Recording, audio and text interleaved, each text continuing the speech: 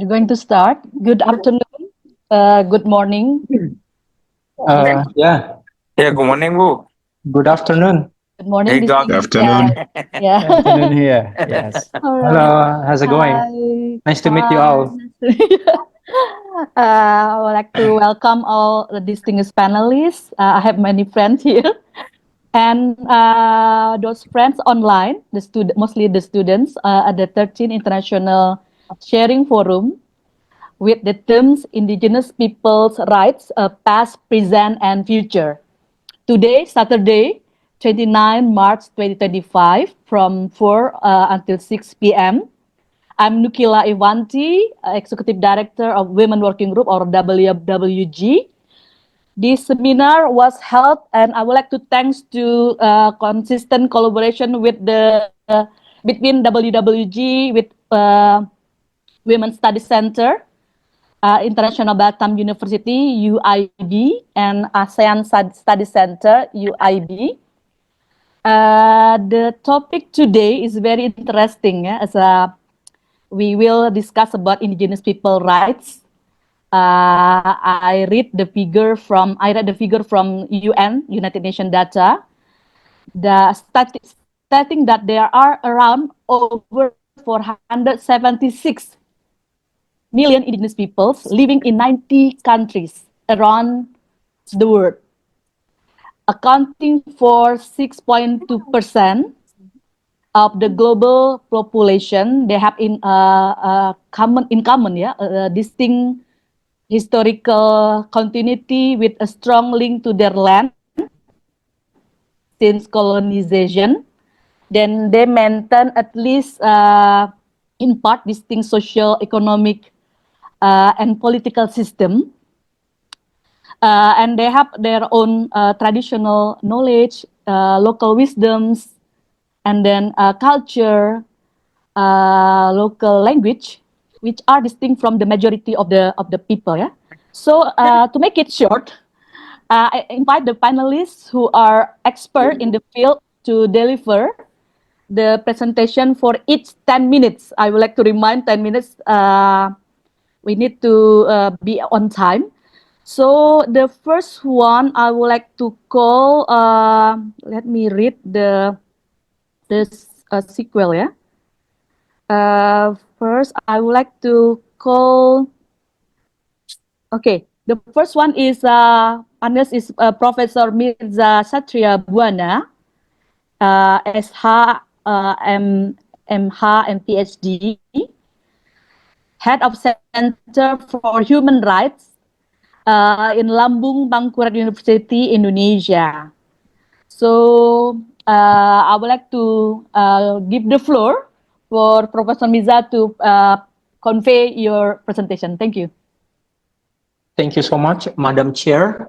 Good afternoon, everyone. It is an honor for me to present my presentation today. I will make it very quick because the time limit is only 10 minutes, right? So I will make it very quick, regarding the topic about the indigenous peoples. So in the first slide, I just would like to address the background about the context of indigenous people, especially Indonesia. So the context is development. So the government has their own definition of development. So I will make it very theoretically in this regard. So I start from the definition from Kobo in 2000. He mentioned that the Latin word of development, the root of the development itself is progressio, which also have two meanings. The first meaning is progress and also madness, meaning the development also can lead to the madness. And the colonialization history is also linked to the indigenous people's right. So the colonialism promised progress, the 3G, the gold, gospel, and also glory. But it is more about madness, as we also observe in many countries. So the colonized countries like the Spanish, the Dutch, consider the colonized country as a terra nullius, which mean that the land of nobody, like in Australia, like in Indonesia, and also the Philippines, quite similar. And And the development, I cite the Marcos, the president of the Philippines, said that the interests of the minority, the indigenous people, must be undermined by those of the majority. So this is a very evil conception of development. And Marcos also have their own theory saying that all people, the Filipinos, are indigenous. The quite similar perspective also mentioned by our late president, like Suharto, for instance, which also more inclined to give priority to the minority. So the stigma is indigenous people are backward, barbaric, godless, and anti-development. So I will also mention about the international law framework, about the ILO 1007, which included the protection and integration.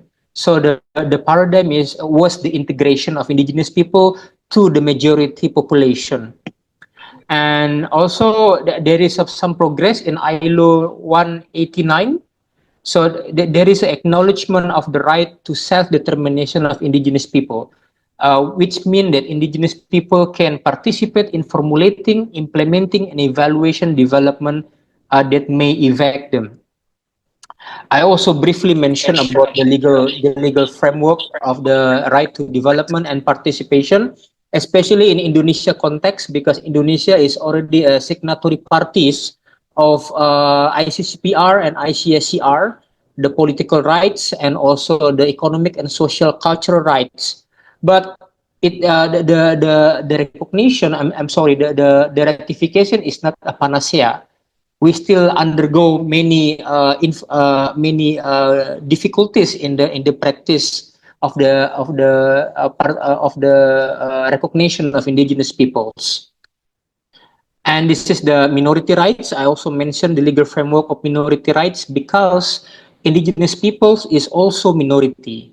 So there is a ICCPR Article 27 and also ICSER and also racial anti-discrimination covenant that also already ratified by Indonesia. And this is the right to manage natural resources, Article 49 RCCPR. And also we have many landmark decision by the Constitutional Court of Indonesia that give some interpretations on the right to state control.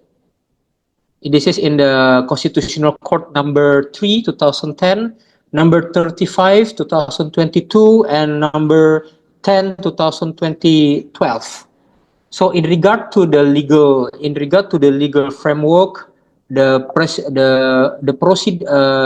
precedents and legislation, Indonesia quite good, in the legal framework, but the implementation is still worrying. I also mentioned about the state legal pluralism. This is the legal paradigms of Indonesia, the diversity of the law. But in Indonesia, and I think in most of the Southeast Asian countries, the paradigm is more into the state law pluralism, meaning that the existence of indigenous people, the existence of customary law required state law validation or assessment. So the state law is still higher, still superior than the adat law or indigenous law. And there is still a tension in Indonesia until nowadays. The second one is I also briefly mentioned about the normative aspect of the indigenous people's rights and its relationship to the state law. I think I don't need to mention all the things because we have limited time. And this is the structural problem of land tenure. So the core problem of indigenous peoples in Indonesia is the land tenure itself, because we cannot separate indigenous people with their own customary law.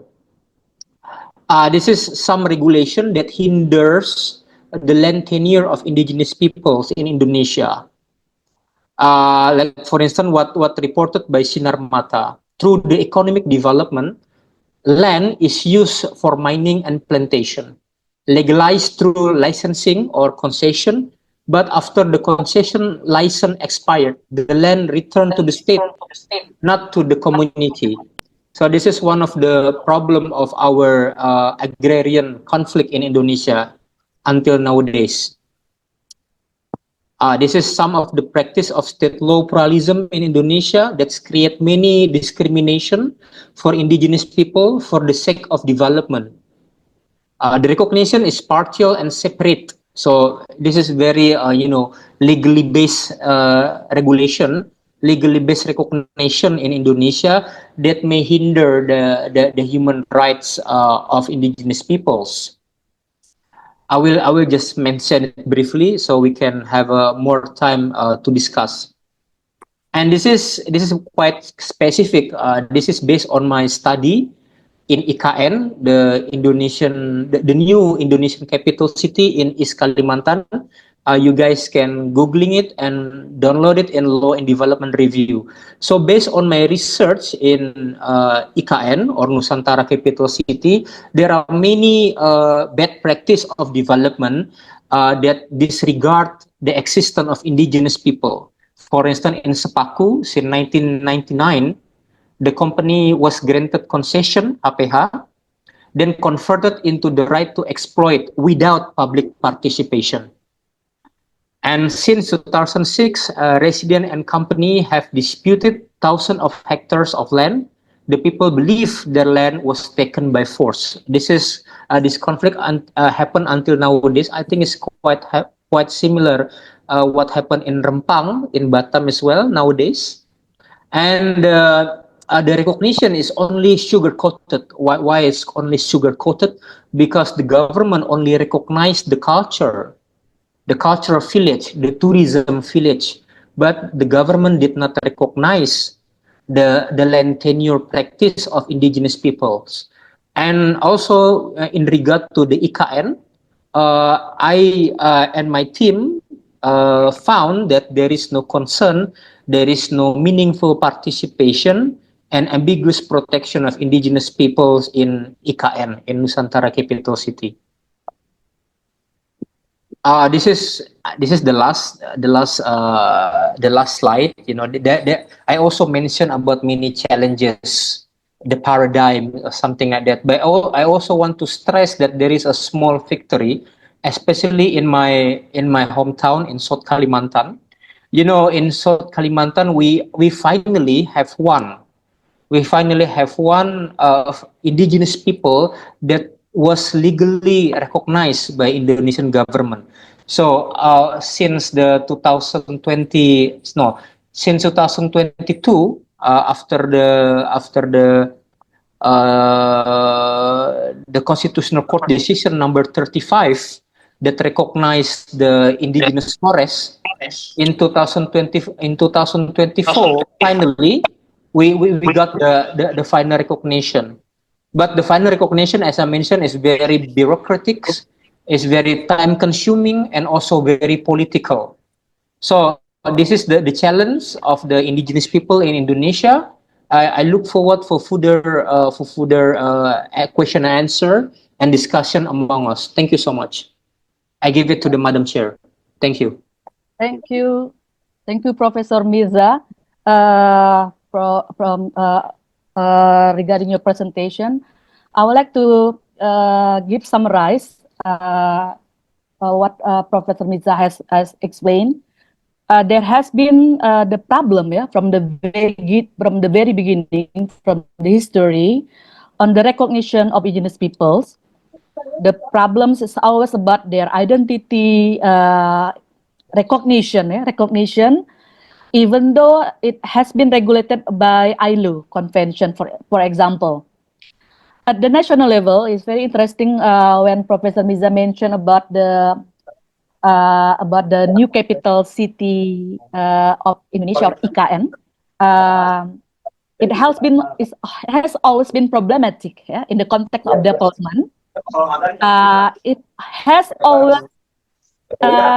lost. So who's next? Sorry, I heard something. Lost. There is always loss in the sight of the indigenous people in the context of land tenure, for example. Professor Mirza also stipulated about the current situation in South Kalimantan. One indigenous people has been recognized by law. I think that's the best practice, yeah, Indonesia. Thank you so much, Professor Mirza. Now I'm going to give the floor to what next, yeah? Okay. The next panelist is Lynnette Grace Tagalo. She's my friend. She is a project officer from ZFD, Civil Peace Service, Philippines. I give the floor to Lynnette. Thank you, Rina. Thank you, Nukila. Mm-hmm.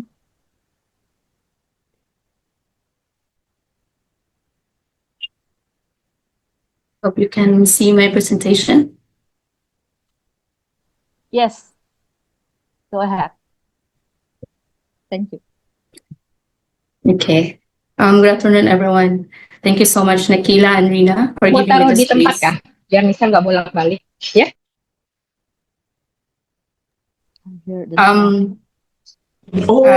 Thank you for giving me the space to share the context of one of the indigenous tribe in the Philippines where I am working with.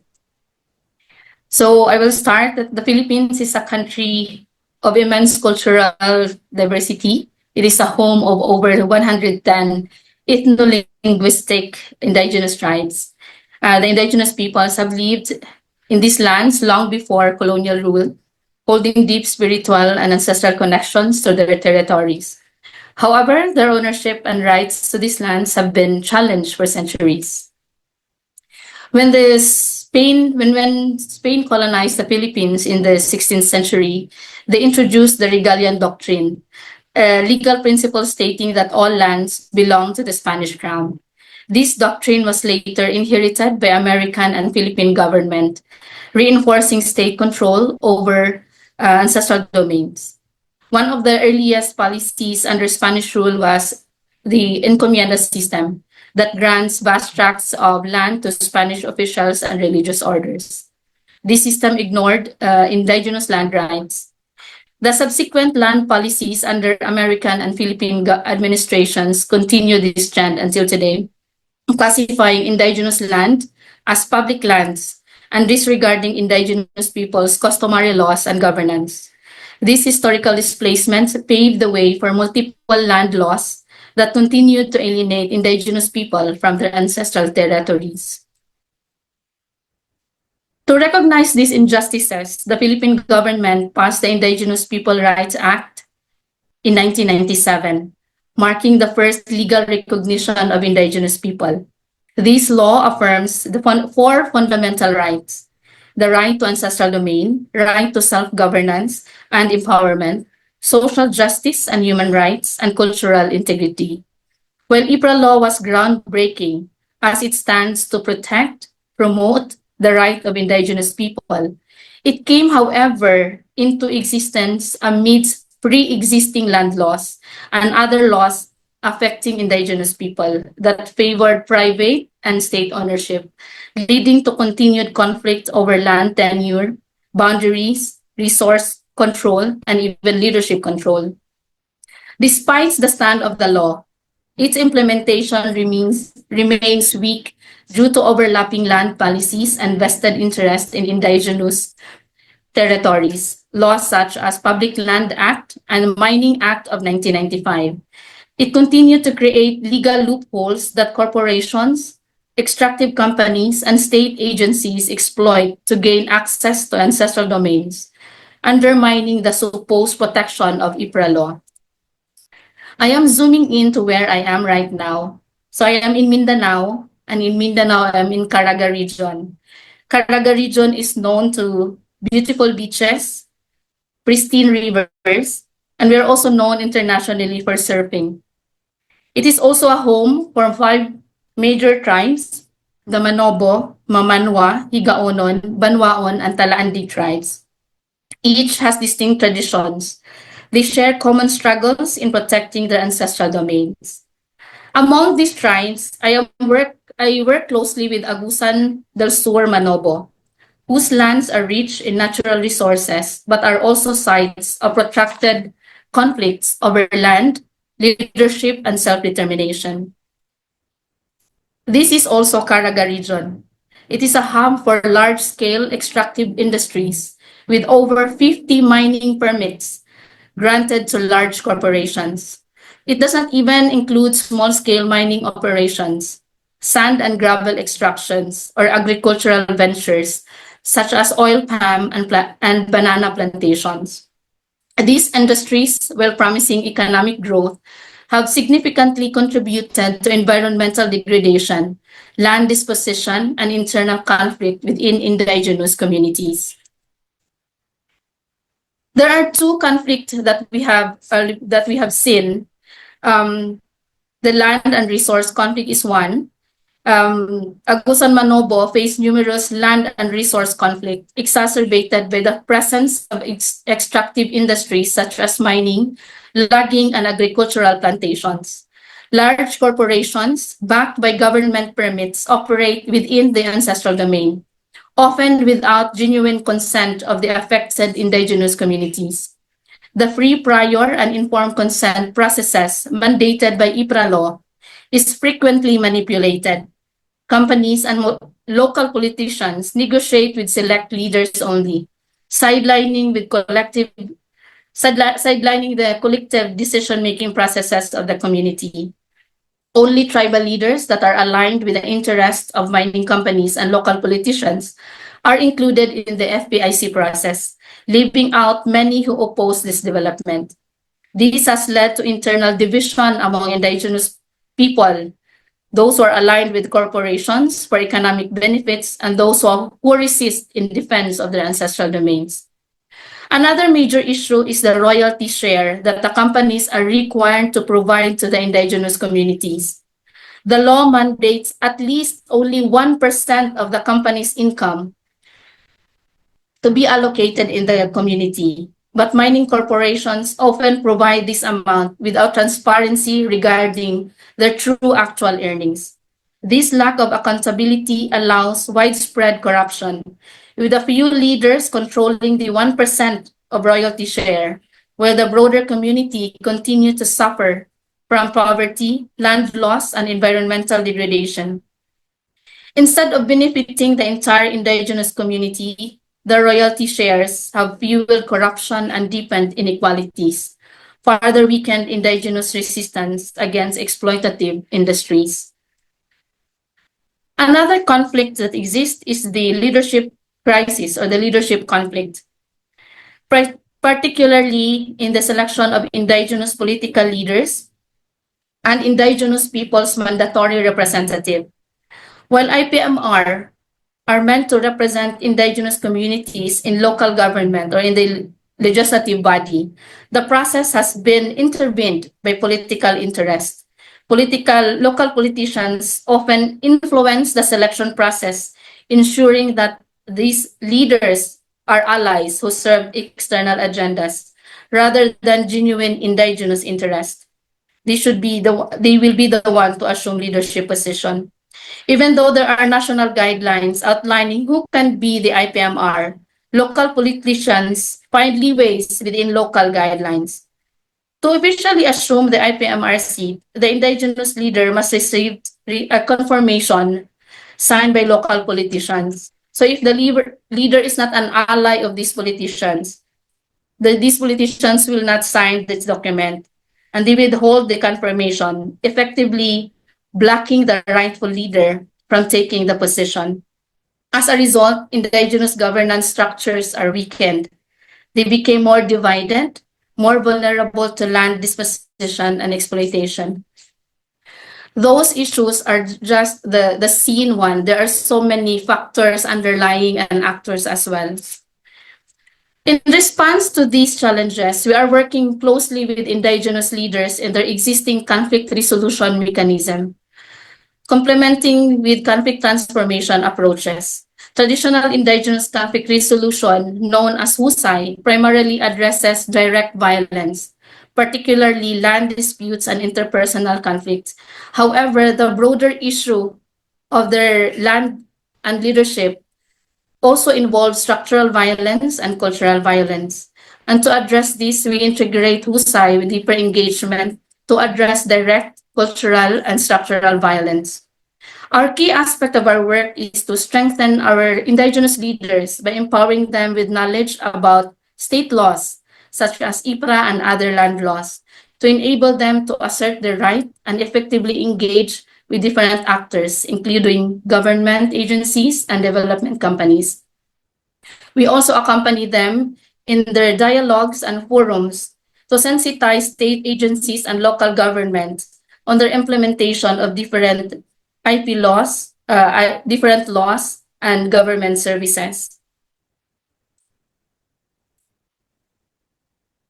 We also worked with the indigenous youth, capacitating them to document the Husay processes and experience leadership as mediators, ensuring that traditional knowledge is preserved and passed on through experiential learning.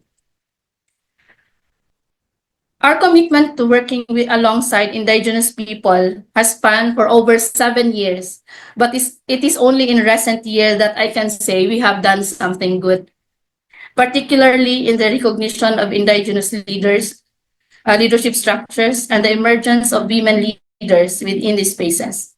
We have learned that long-term partnership will allow us to build trust, create sustainable interventions, and to witness strengthening of their indigenous governance. Despite these challenges, and indigenous communities continue to assert their rights through legal battles.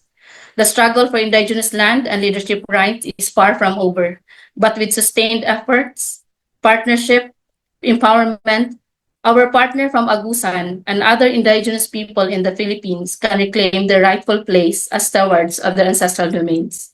Daghang salamat. Thank you very much. Thank you, Lynnette. It was very interesting discussion regarding these peoples in Philippines. I'm really interesting because Philippines has special law, the Indigenous Peoples Act 1997, which is very interesting for me. But there are also legal loopholes, yeah, as you mentioned. And also there is indigenous people, one of which is Agusan, are facing the extractive industry, palm oil plantation, agricultural plantation, all with the backup of the government. Although the lesson learned I learned from you, though the law already exists, the big challenge for the indigenous peoples in Philippines, because in implementation, there's lacking in implementation, like there is no prior and informed consent, and then the royalties that should be shared to indigenous people, but it turns there is no implementation at all, yeah? And also the issue of corruption that never ends. And you mentioned about the good practice like strengthening indigenous people, conflict resolution, and indigenous youth also. Okay, thank you so much. I would like to now to Sithen. I would like to read. For the next is Sithen, my friend Sithen Sum, Executive Director, Sunflower Film Organization from Cambodia. Thank you, Sithen, for coming. I give you Yes. the floor. Yeah. Jumriep Su from Cambodia. Thank you, Rina and Nukila, for inviting me to this sharing session, I would say. So we have only 10 minutes, right? Yeah, I'm happy to also meet again Lynnette, also from our Asia Peace Innovators program. And I think there are some more here online. So without further ado, I'd like to share my screen of my presentation. So I was invited to talk about the challenge of challenges and opportunity of indigenous people in Cambodia. Wait, okay. So can you see the Zoom? Can you see the PDFs I'm showing you. Is that okay? Wait, is that okay? Can you see the PDF? Okay, yeah. So let me do the full screen. We can see. Yes. Okay, okay. All good now, right? Okay. So again, I'm Sithen. As the name of our organization mentions, it's more about film and documentary and stuff like that. You may wonder why it has something to do with the indigenous people. So I told Rina that I can only give you some overview of indigenous people in Cambodia. Yes, as follows. So this is a general overview of the situation of indigenous people in Asia. I think the human rights of these communities have not been fully granted to them, and yeah, we still like the engagement of indigenous people themselves in this process and regulations, and that I witnessed myself because they still don't know about the legality of their rights and land issues. And there has not been enough documentation of indigenous people in Cambodia, although, as like in other Asian countries, they have been known to be living here for thousands of years. I think it dates back around the same time as we mainstream Khmer people, because Khmer represent the majority of Cambodian people here. So still they have developed their own distinct cultures and not modernized like us, Khmer. And I believe they play important roles in development, well, in both conservation and development of Cambodian society. So roughly about indigenous people history in Cambodia. Back in the old days, in the 9th and 15th century, the Khmer Empire tended to integrate all ethnic groups into one. And then when the French, colonization came in, yes, they still explored the resources of the indigenous people. And when we went through that civil war, the genocide, as you may know about Khmer Rouge, these were even displaced indigenous people further to forests and other countries. So their identity, got in danger or even to the extinction. And after the genocide, the socialist Cambodia, kind of put Khmer as the language of every resident in Cambodia. However, since 1990s, some indigenous communities, overall, they start to earn some opportunities in getting their rights recognized. And I think this is attributed to some progress by local NGOs, and they have even established their own NGOs for their rights and conservation. So these are the main challenges we have found among indigenous community, and it's very recurrent even in the two last presentation: land grabbing, displacement. And then they still face discrimination, and they kind of marginalized from the main society, again, because of the lack of education. And their culture is facing erosion and assimilation. That means if you go to their community, you cannot see them as indigenous. You would see them as Khmer. So now, more and more of them dress up like us, like Cambodian people. They even adopt the same religion as ours, Buddhism, Theravada Buddhism. Still, there's some opportunity we spot because they now form their own organization and networks to advocate for their interest. both at the national and international level. And yes, they join force in protest for their rights, and they use many means of advocacy, including audiovisual or videos, like what we have done with them. And yes, the legal remedies have been processed through the courts and other mechanisms. And I have one case I witnessed personally, which is from Hui ethnic group in Kampong Thom province. So Kampong Thom is known for habitat to many indigenous communities.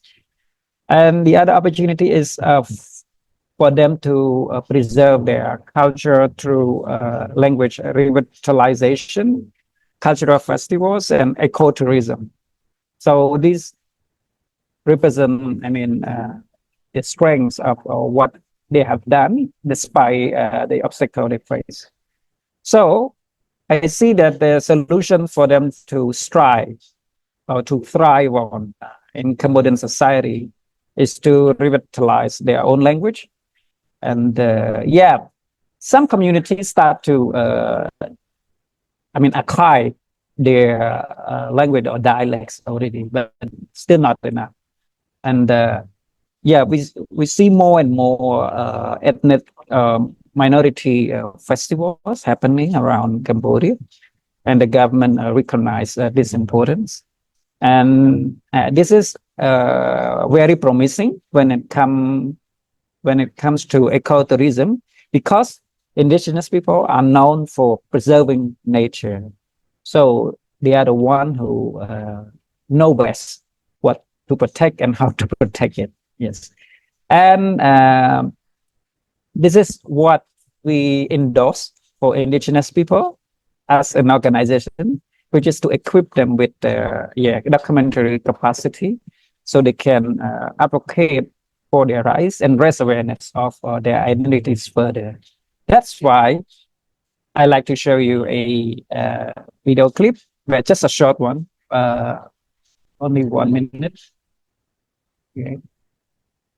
Let me change.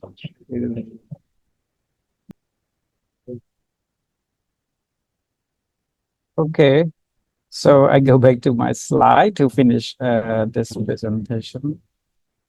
Okay. So yes, as you can see, these are the sorry.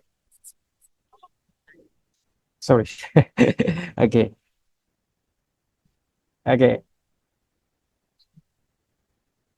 So as you can see, these are the latest 3 documentaries produced by indigenous youth we trained back in 2022. Yes.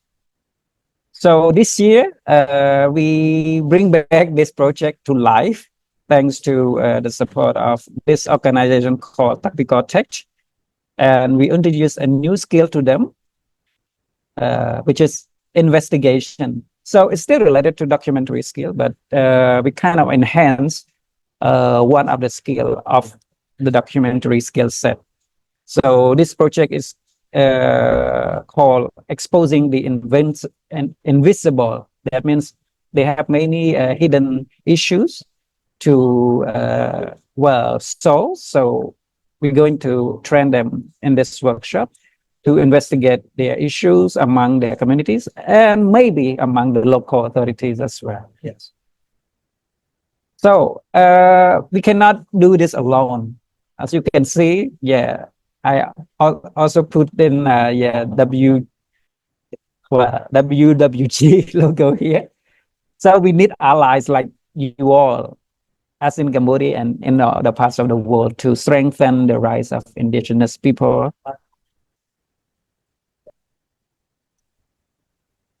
So before I close my presentation, I like to raise a very, very inspiring case, at least for me. So the lady is named Sin Sokni. She is actually from a Por, P-O-R ethnic group. predominantly living in Posak province. So she's just a housewife, married to a Khmer man. So she volunteers in a lot of indigenous right related causes or organizations. So yeah, for many years, she keep volunteering using her speech and her speaking talent. However, back in 2022, she was introduced to documentary skills. So ever since, she joined hands with other indigenous youth, like you see here, the aftermath of the training, to form this band or this team called IP Sound, meaning an Indigenous People Sound. So what they do is to produce almost every week a video clip, a music video, or some cultural clip about Indigenous people. So right now she works with a dozen of Indigenous youth to keep producing all these videos after she learns from our workshop. Yes. So in short, I believe Indigenous people, whether in Cambodia and other parts of the world, need recognition, respect, and support from all of us. And I envision the opportunities for dialogue and cooperation with stakeholders like you all. And we hope to be finding mutually beneficial solutions for a common challenge they face or we face. Yes. Thank you. Thank you, Sithen. It's very interesting to hear your story, your advocacy, and as I can summarize from your presentation, the challenge of indigenous people rights in Cambodia can be traced back to the history, for instance, of the Khmer Empire, French colonial rule, and mass killing of genocide, I forgot, occurrence causing problem currently on land grabbing, for instance, and displacement of indigenous peoples. Sithen mentioned there are so many opportunities, particularly for the civil society organization, for instance, how to network for advocacy, and maybe to go to the court. And then, like what Sithen best practice, he is an art, yeah. He used the art, for instance, to make video documentation, empower indigenous people, youth to investigate, to filming, to investigate their own issues. And also one of the example that Sithen mentioned about the indigenous woman Poa from Poa, correct me if I'm wrong. She used the music. Yes, she used the music to amplify the voice of indigenous peoples in Cambodia. It's very interesting how to use art, art, culture, video, documentation, film to document the indigenous knowledge, indigenous cultures, indigenous art, tradition, etc. Thank you so much, Sithen. So the next panelist would be Fred Musisi. Fred, are you there? Fred is an advisor. Yes, I am.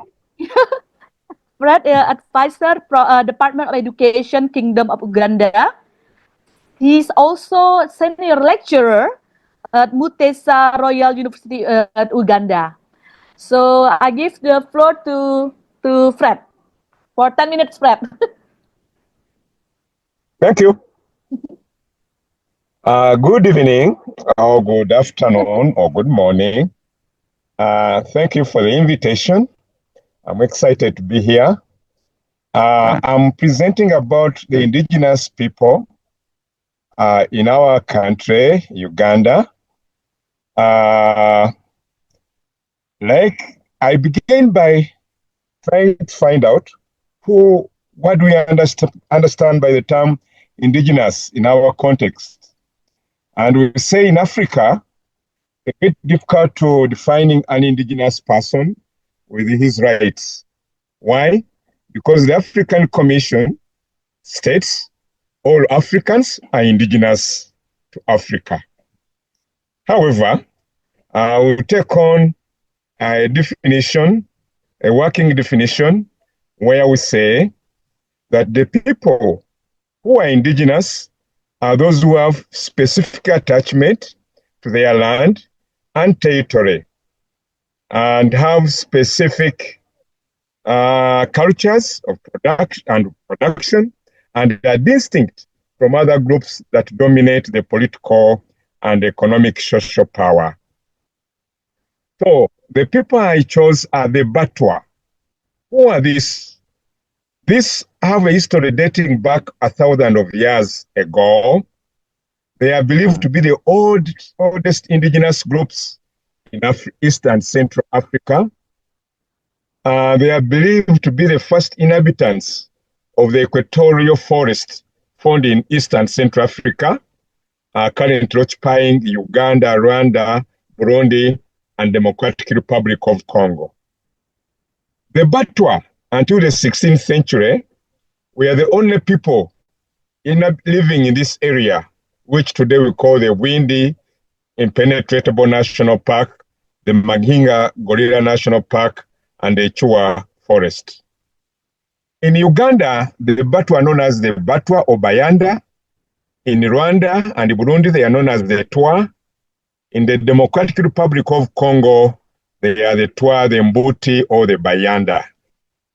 But what we are sure of that today, they are one of the indigenous ethnic communities in Uganda and are found in southwestern Uganda. They cover the districts of Bondibujo, Kisoro, Kanungu, and Rubanda. Their population is decreasing. 10 years ago, there were 6,200. But in the recent census, there are only 3,587.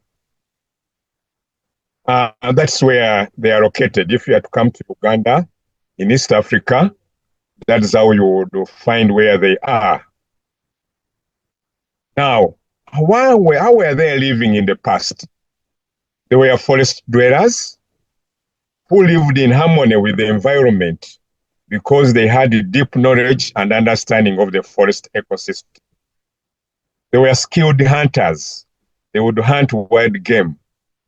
They depended on the forest to get food, so they were food gatherers. They also made beautiful crafts, while the forest also provided the shelter. Their housing was made from the products of the forest. The forest was also the pharmacy, where they got all their medicine. But they also looked at the forest for spiritual connections. However, what has happened? Their rights, we cannot say, were abused by the colonial system. Unfortunately, most of their rights has been abused by the post-colonial government. When in 1991, it declared their original habitat as a national park in order to preserve the the gorillas people come and visit in Uganda. So when this was done, over 90% of them became landless, losing land they had owned for centuries.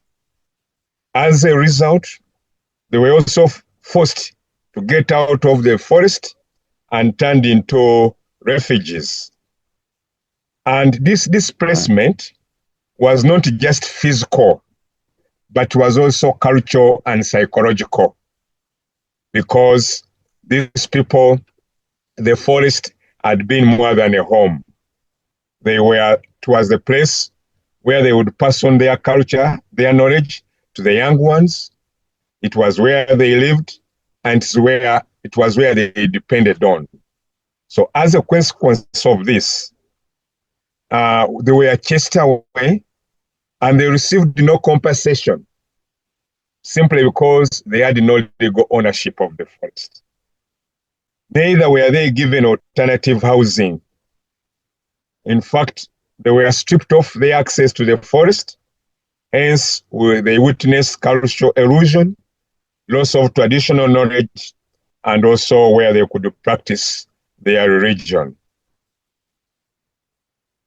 As of course, when they were pushed elsewhere, now they are forced to seek membership of other religious charity groups as a survival, because this would now give them food, would give them clothing and shelter. But currently, they live in overcrowded and temporary shelter. Their conditions are associated with the high prevalence of malaria, alcoholism, and poor sanitation. Those who have gone to school normally drop out.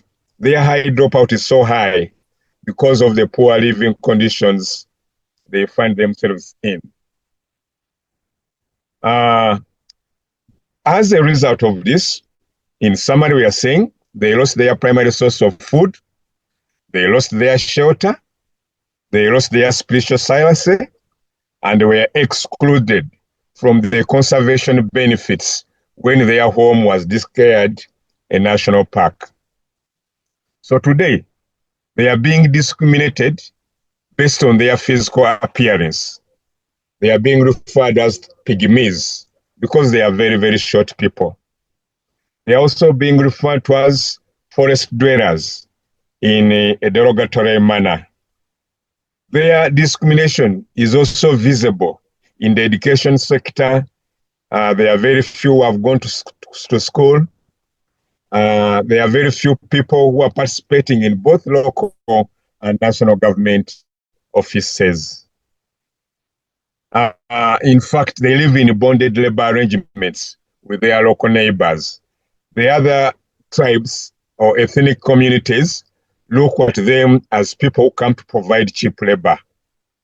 Unfortunately, too, it has been done to keep and maintain their original language. And indeed, they are among the most poorest ethnic communities in Uganda. However, all is not lost. There is some advocacy groups that are working to empower the Batwa. For example, the Forest People's Program, which was set up in 2000, this has continued to advocate for the protection of their rights. Then in 2021, they won a court case where the court ruled that they had been unjustly displaced without compensation. So now they are working towards getting some form of compensation. The Bwindi Community Hospital, Batwa's outreach, also continues to provide some medical services. Remember, in the past, they belonged to the medicine from the forest, but now they are being helped with modern medicines, and they have also got some psycho-social support. The establishment of the United Organization for Batwa Development in Uganda is also helping them to secure their land rights, especially after the court case, and also to live a sustainable way. The government of Uganda now has provided them with education, what we call universal primary education and universal secondary education. This is free education. And there are also efforts to empower them economically by integrating them in Ugandan modern society in the programs like the parish development model. This extends financial assistance to the farmers so that they can cultivate something. Uganda is an agricultural country. Finally, as a result of the creation of the national parks, now they are being involved in the cultural tourism. As people come to visit the mountain gorillas, then they are also allowed to share on some of the benefits of their history. I beg to stop here. Thank you. Thank you, Fred. Can you hear me? Okay, thank you so much.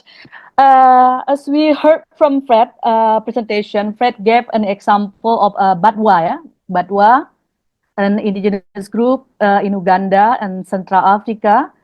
The first people, they Fred called like that. I just want to ask you, Fred, why the total population of IPs is decreasing, right? As you mentioned. It is decreasing. I Why? would think. I think it could be one because they are being discriminated against. Maybe when we are taking the census this year, many of them could not want to relieve to say where they belong to. That's one I'm thinking. The secondly, it could be they have migrated to the neighboring country. When you see where they are located, they are between Rwanda and DRC. So they could have gone to the neighboring countries, maybe where they feel they could be better off. Yeah. So continue with what Fred mentioned. Batwa used to be was the forest dweller. They live in the forest, and also the craftsmen who live in harmony with the forest. Yeah, they really depends on the forest as resilient with the forest. But because of the greed of the government, their land was taken, including their culture was lost, and they had no choice. Yeah, they had no choice. Also, they become more and more marginalized. Their health was disturbed, their food, their shelter, they don't get conservation benefits. They were, Fred mentioned, correct me if I'm wrong, Fred, they were physically discriminated against because of their short bodies. Yeah? And Fred mentioned intervention can be, there are so many intervention can be advocate their rights. They could be help them toward the court or legal access to justice, and toward the healthcare, toward education, empowering their culture. So this is the summary that I can get from Fred. Thank you so much, Fred. So next, the last but not least, Professor Rina, Associate Professor Rina Shahrullah, Ph.D. She's the head of Women's Study Center, Internasional Batam University, UIB, Indonesia. So I give the floor to Professor Rina.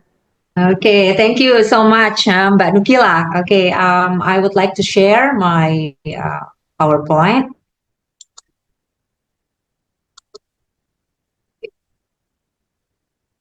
Can you see my PowerPoint? Is it? Yes. Yeah, okay, Yes. right. Okay, thank you. Right, so, okay, I'm so happy to meet many of you here, the students and particular the speakers, because some of the speakers we met just a few months ago, I think, yeah, with Mbak Nukila while we are doing our accelerator workshop in Colombo, Sri Lanka. Thank you, Sithen, and thank you, Lynnette. And also we have Fred. Fred is also an alumni of Salzburg. Okay, nice to meet you, Fred. Okay, I hope to see you in person. Okay, so what I'm trying to share with you, because this is a sharing forum, is about the indigenous women in the coastal regions. Because I'm from Batam, it's a small island near Singapore. Okay, it's about 1 hour by ferry to Singapore. But now I'm presenting from Malang. Okay, because I have a vacation in Malang. Okay, so let me talk about, okay, what is really the indigenous people? Professor Mirza already mentioned about the definition of indigenous people, but I would like to say it again, that indigenous people are communities with a historical origin and ancestral ties to customary territories. So these indigenous people, there are some indicators to classify whether they are indigenous people or they are not indigenous people, even though they have their own customs. Because like in many society, they have their own customs, they have their own local wisdoms, but whether they are indigenous people or not, and there are some criteria about that. So the first is historical and ancestral ties, okay? And then the second one is sovereignty over land and resources. The third one is customary law governance, and the fourth is traditional institutions. So if one of these is missing, okay, from the criteria, it's most likely they're not be classified or categorized as indigenous people or indigenous community. So those four of these should exist for the community to claim them as indigenous people. So in Indonesia, we actually support and sign the declaration, the United Nations declarations on the rights of indigenous peoples, or we call it UNDRIP. Okay, but it's unfortunately we are not part or non-ratifying countries to ILO Convention 169.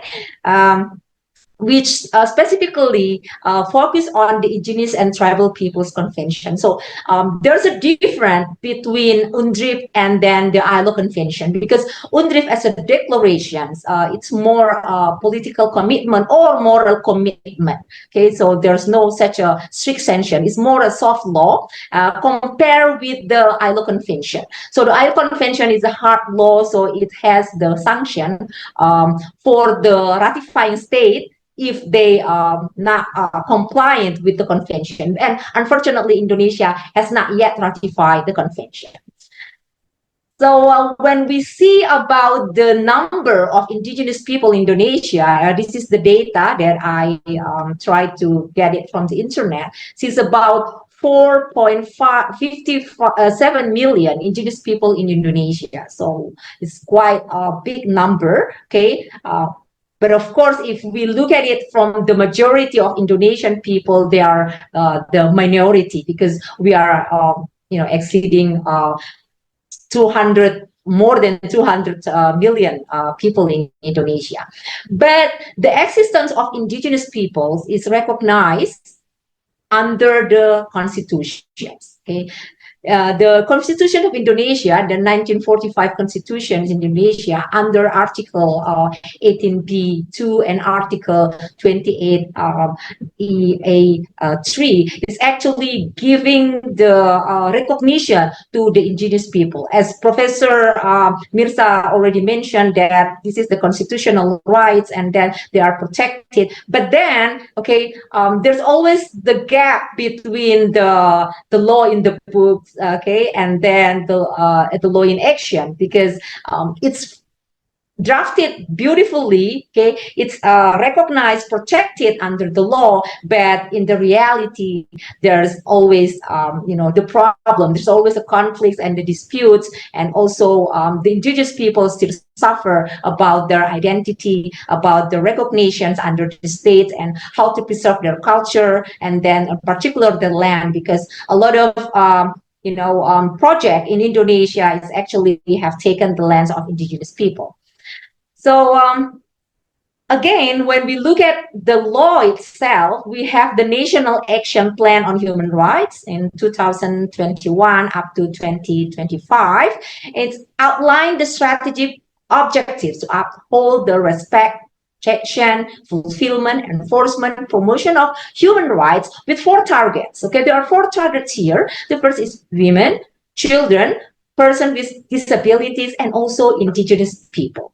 Okay, so in Indonesia, we call it, they are the kelompok rentan. Okay, so there are 4 targets, and then indigenous people is one of them, the focus of our National Action Plan on Human Rights.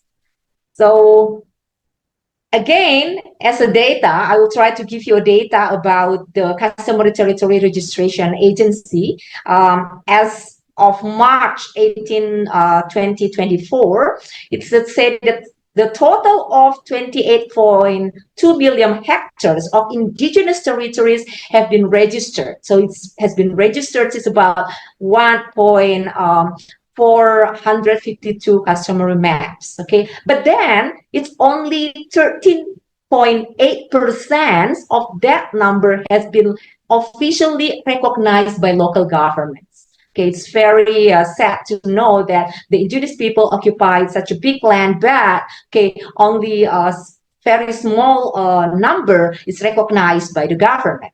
So then the Ministry of Environment and Forestry recognized only 131 indigenous communities for customary forests, which if we look at it, the total, okay, it's more than that. It's the 244.195 hectares out of 28.2 million hectares. So you can imagine that there's a huge numbers of the land occupied or owned by the indigenous people, but only a small number are recognized or even registered by the government.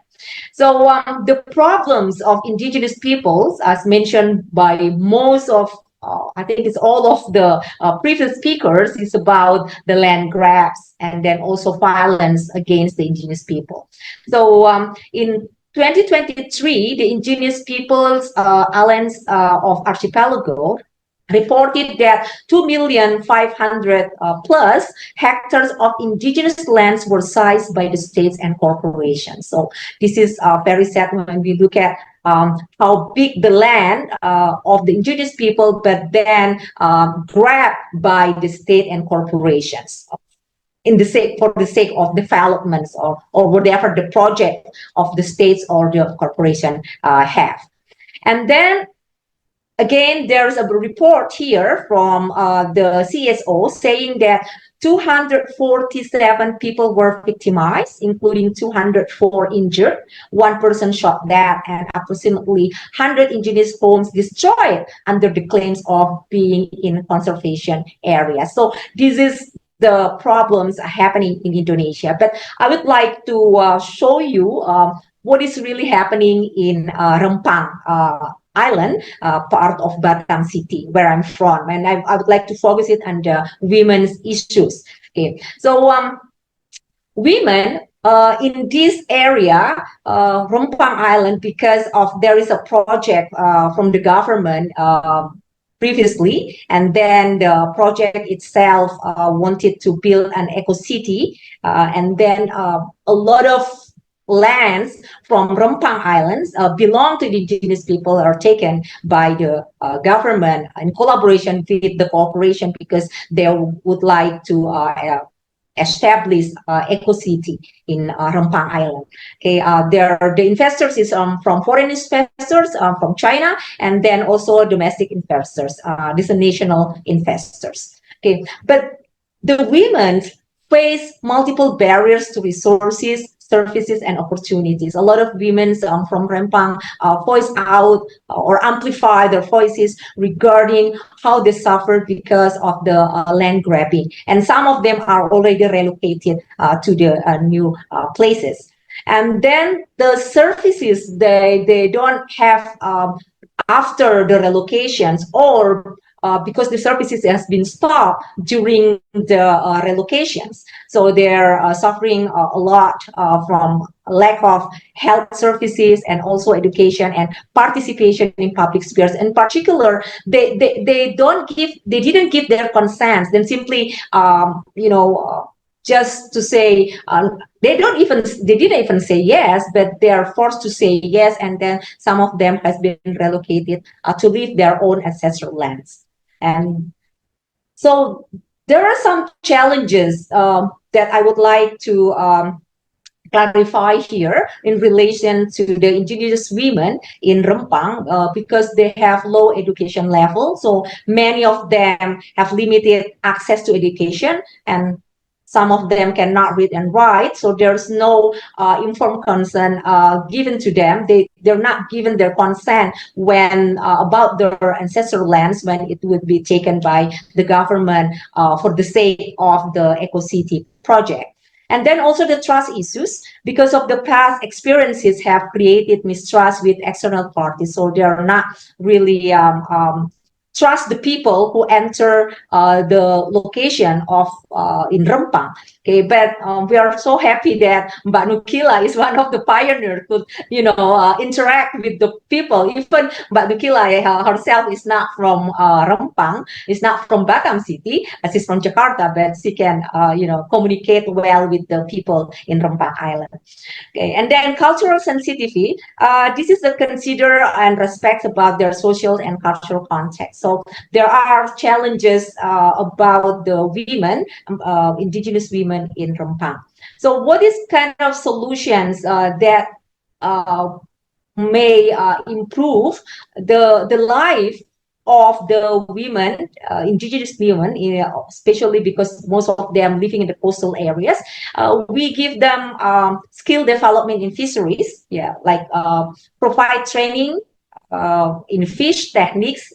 And I think it's already done, which Nukila's WWG's organization and my university, we train the women, the indigenous people there, how to make the cake from the fish. Okay, and also we promote the grassroots advocacy. I think to strengthen the indigenous women's roles as educators and leaders in their communities, because very important to empower them so they can participate in the decision making, because their voice is left out and then they're not heard, because still the patriarchal culture is very strong in indigenous community.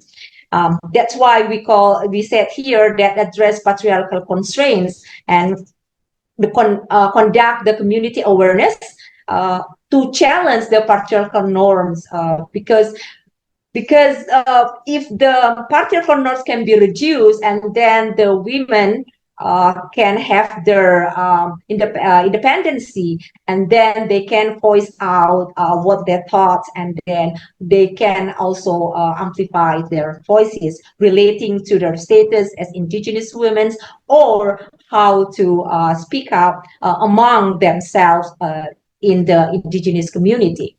So this is the future vision 2025-2028. Okay, this is the vision for our groups with Nukila's groups, women working group, and then the UIP, particular from the Women Studies Centers. We would like to have this kind of project, and then all of you are interested in indigenous people, particular for women economic empowerment. We are open for you to join these activities. So the first is we will advocate for policy change.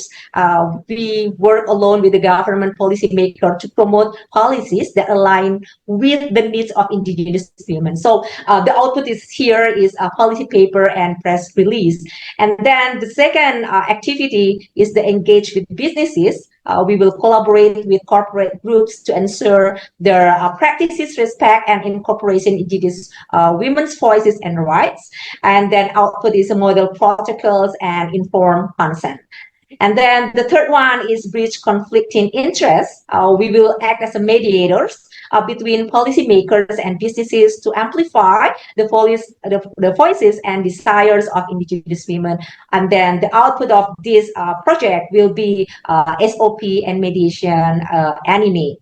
And then the next is model for advocacy. It's develop a scalable framework to address challenges faced by marginalized group in the context of development projects. And then the output for this project would be the models and advocacy videos.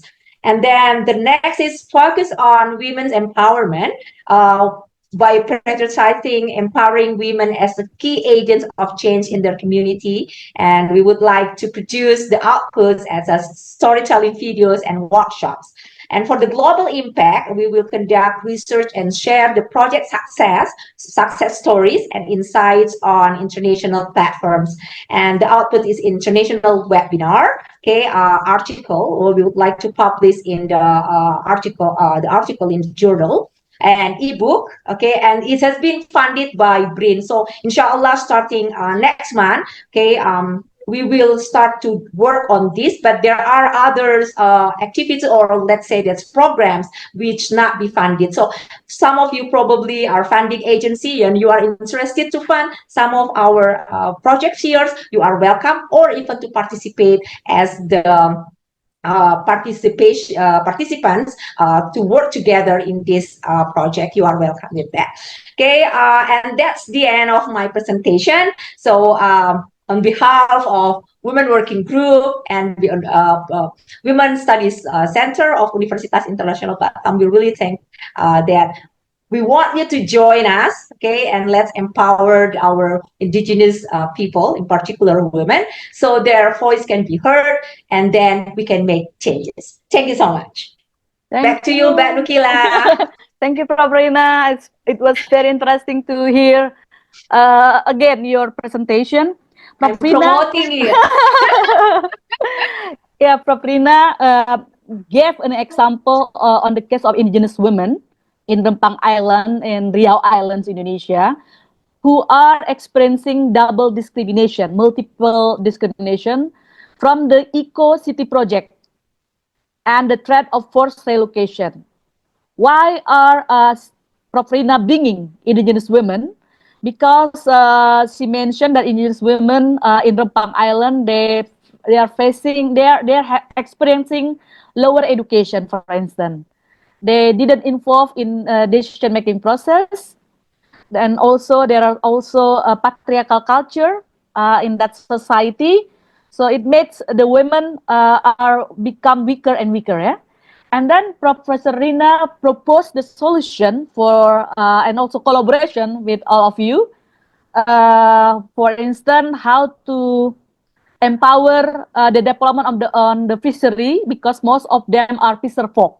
They live in the coastal region, coastal area, and also promote grassroots advocacy to create more women leaders, because women who have the how do you call that one,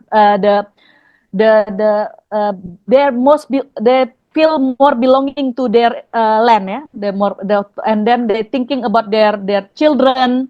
That's why we need to empower women.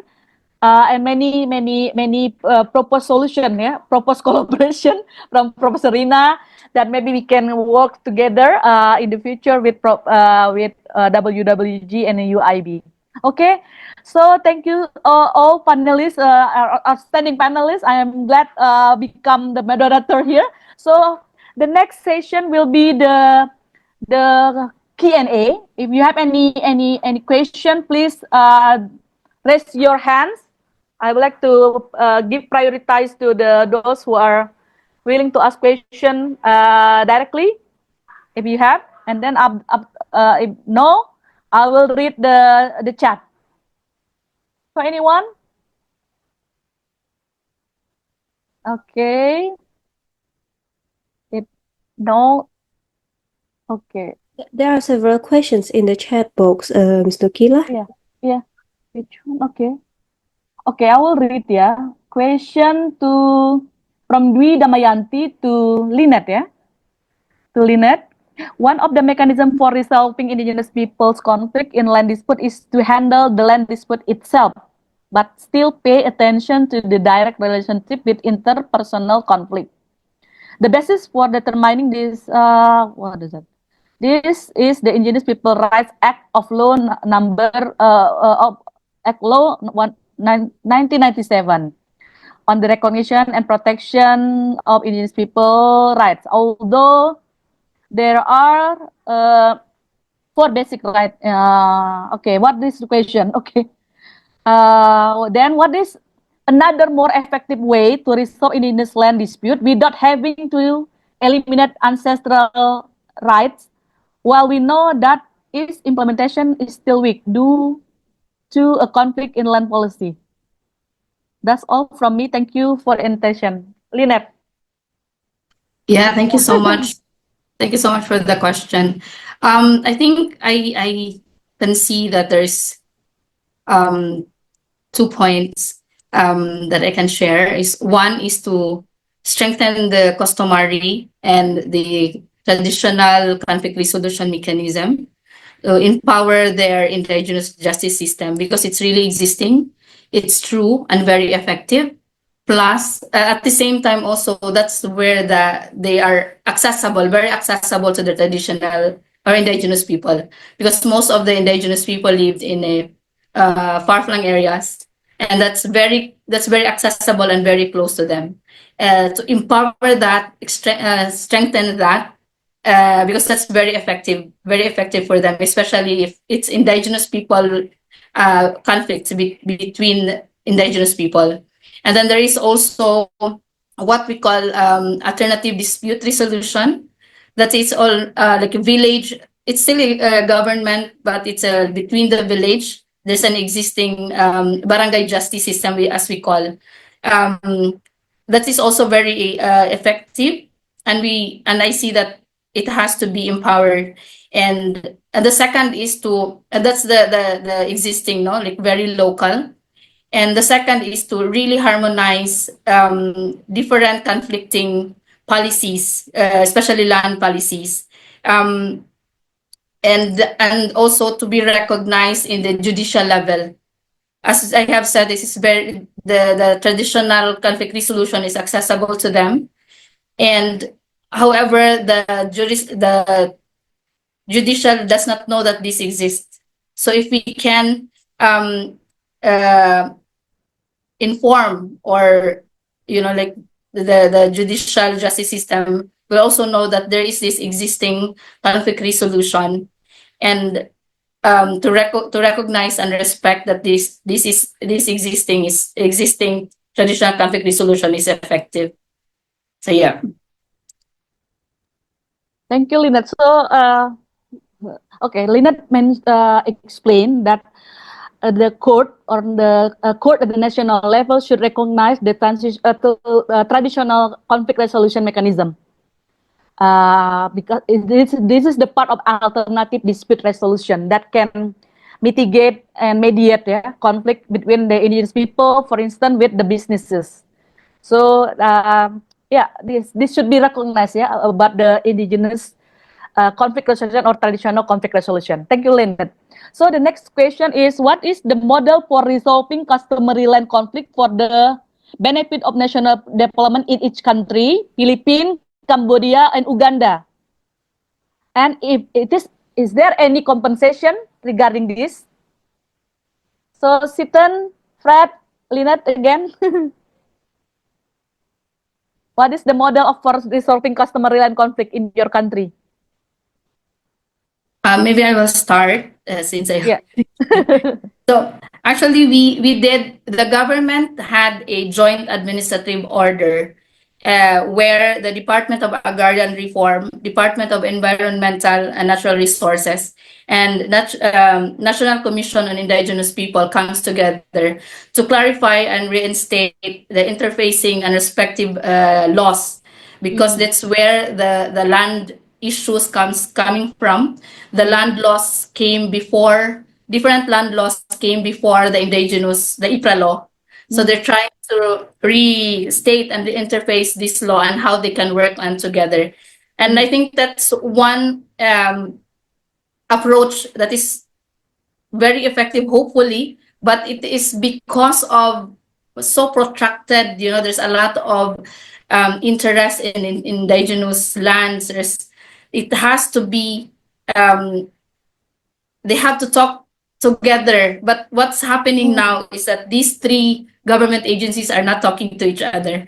And but this is one of the how the government sees to or a mechanism or approach to resolve customary issues or customary land laws issues. And the establishing of the National Commission on Indigenous People, the NCIP, and the IPRA law is really one of the best law for indigenous people. It so happened that how it is being implemented, how politically intervened, or it is being politicized, is also weakening the law. And a compensation, I think, how IPRA, the IPRA law really sees to ensure that at least this 1% royalty share, but it does not mean that it's only 1%. The indigenous people can ask more, because the mining company that extract resources from the indigenous from the ancestral domain does not only get one mineral. Sometimes you'll get 4 or 5 minerals. However, mining companies are so, sorry to say this word, they're so intelligent that they will not declare all minerals. They will only declare one. So the 1% is 1% of the only one mineral, and this, we don't even know how much more they get from the resources of the and this, from the domain of our indigenous people. No? So that we wanted to let the mining company give more to the indigenous people, because the 1% is a compensation to be given not for the people now, but for the future generation of indigenous people, Right. because they are using all the resources. And what will be the remaining resources if the mining company extract everything? There's no more. 25 years from now, there's no more. And we wanted to ensure that it's not only 1%, you know, and not that's beyond 1%, because it cannot compensate how much they take away from the mining company, take away from the domain of our indigenous people. Yeah, thank you. Thank you, Lynnette. Okay, next, Sithen, if you have any comment. Yeah. Honestly, I'm speaking for the indigenous people. I'm not one of them, but I'm trying to work, with them or for them. As I can experience, this case in one indigenous community, got this leader arrested, and then she was arrested because the development company accused her of like abusing the land, their land. So her claim was that this land belongs to her ancestors from the dawn of time. So there has been this, legal case going on for several years. So she just won the case, but not getting the land back, but she won the case for not being accused. That's it. So about intelligence, as Lina said, the developed company is so smart. They find ways and means to keep what they bought. But in terms of recognition, the top government, the top ranking officers recognize the rights of indigenous people. However, there's been this recurrent issues at the middle level. The local authorities would, they kind of accept bribes or do whatever they want with what the top ranking officer mentioned. So this has become like double standard in indigenous people issues in Cambodia. So they have these rights, but these rights are not well exercised at the local or middle level. So in terms of compensation, I would say most of indigenous people here prefer to preserve their land. They rarely want to sell off their land. However, there has been this scheme from the development company, like, for example, they have rights to form what we call collective land, or some kind of ancestral land, something like this. However, the development company would set up a plot where they can kind of, top out one of the indigenous community members to sell part of their land to them. So they can go round and round like this until they get all the land. And so when I think about it, it's like, they are so very, very vulnerable in this case. So if they don't like stay strong together, they will lose their land. So it really affects me some way or the other. That's why I still want to get involved to help them out. I'm not like their savior, but at least I do what I can with what I have. Yes, that's it. Yeah. Thank you, Sithen. Fred, do you have any comment? Yes. How do protect customary rights? Our country recognizes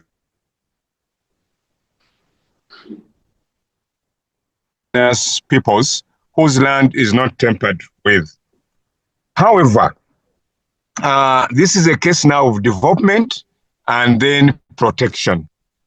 development, how do you protect, how do you move with development and then protect people's rights to their land? I think the solution here would be justice, just like this Batwa won the court in case, where in the interest of development, you want to take away somebody's land, then that person should be compensated adequately so that he moves to another place. Unfortunately, with the case of the Batwa, we are talking about people whose entire life depends on a forest. Now, even if you compensate them, you're not going to take them into another forest. You are likely to give them a new place where they are going to take up new ways of life. So that becomes a bit complicated. However, the only solution is justice. They give them what they are due, and then it will be okay. That's what I think. I would like to emphasize what Fred said. The only hope is for justice. Yeah, we need justice for indigenous people's rights. Okay, the next question will be okay from who is this? For all speakers, question in Rio Islands, Indonesia, there are indigenous ethnic called Suku Laut or the Sea people who live in a boat. Those people usually live nomad and they started to move by the local government to landed house at the coast side of an island. It will change their habit and culture as sea people who live nomad. In your opinion, how to give them proper place to settle and live without changing their culture? Okay, who's going to answer? Anyone? If you may, madam. Yeah, I'm sorry. Yeah, Promisa.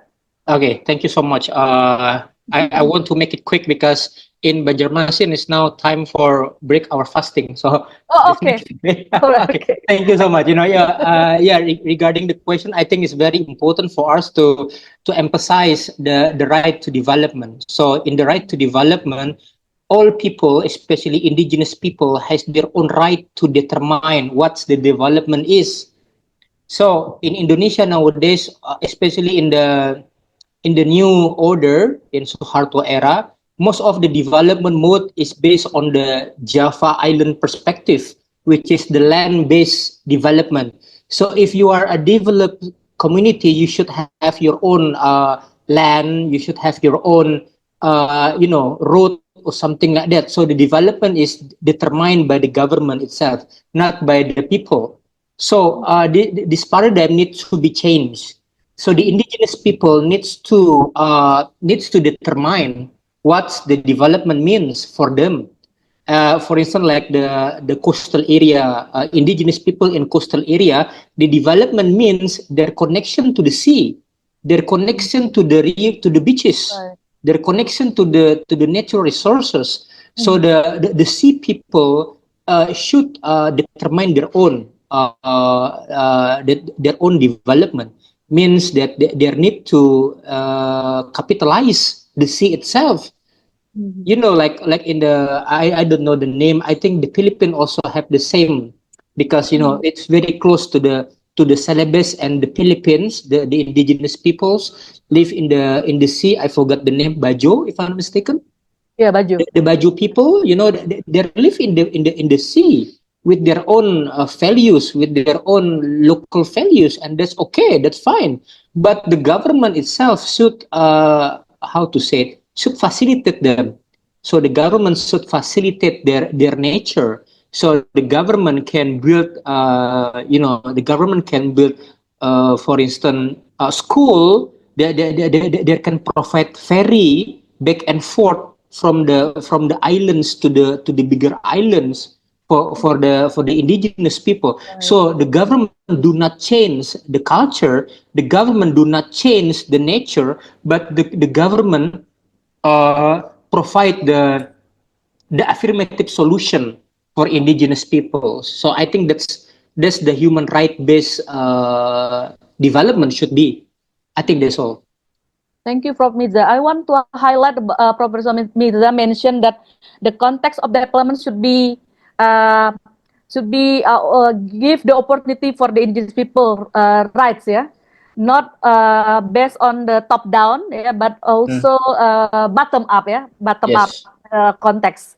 Thank you, Professor Mirza, and happy breakfasting for Ramadan. Okay, next, who will going to answer? Prof. Rina? All right. Okay. Actually, I already, it's about approaching our fasting also. So that's why Oh, I type okay. it. I type it. I type it already for a book. Okay, I'll just read it very quickly. Yeah. It's actually when we talk about the indigenous people, there's already the certificate given by the Ministry of Agrarian Affairs and Spatial Planning.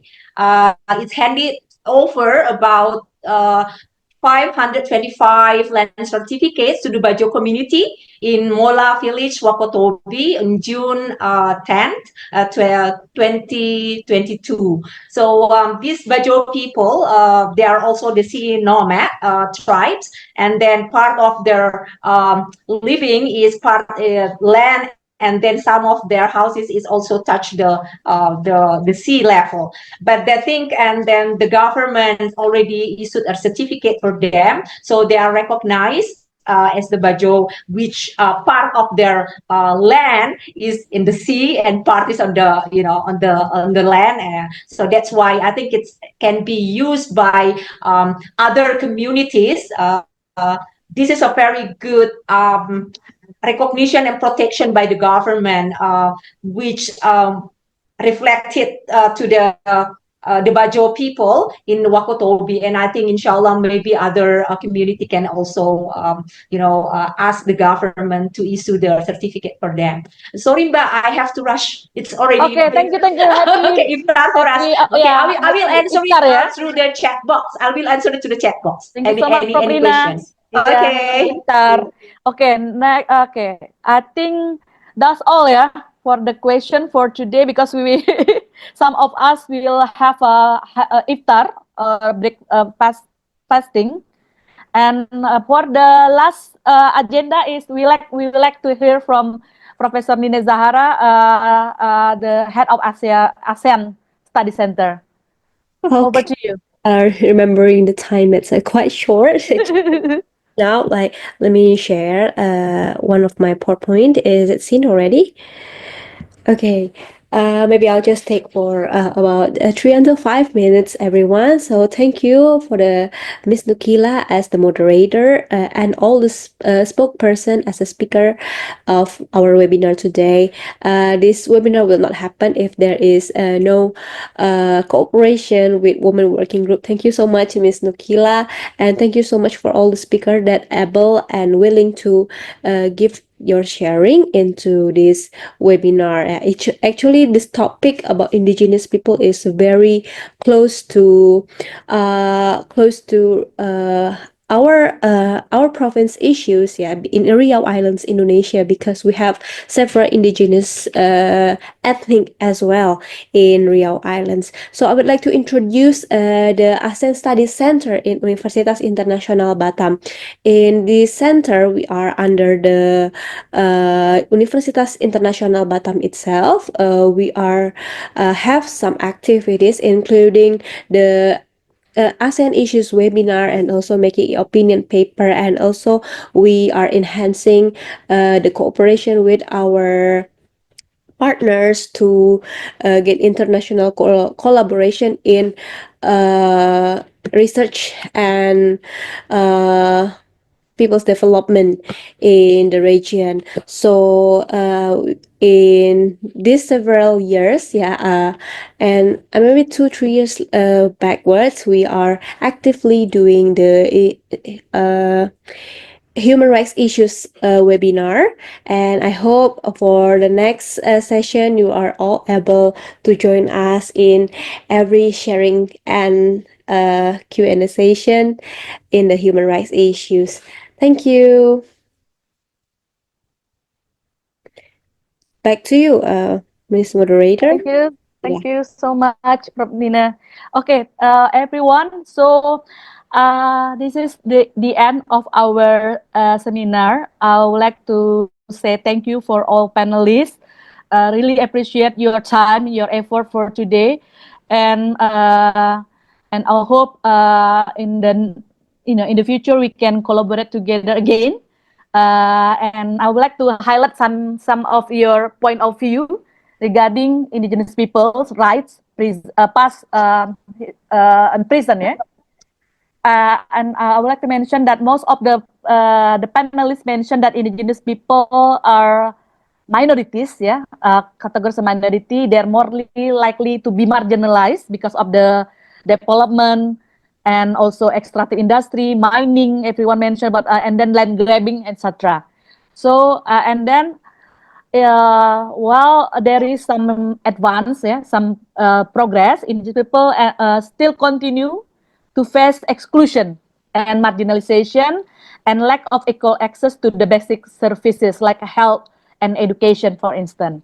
And the third one, indigenous people help to protect their environment. They're the forest guardian, they're the land guardian, and they fight for climate change and build resilient to natural disaster, yet their rights aren't always protected.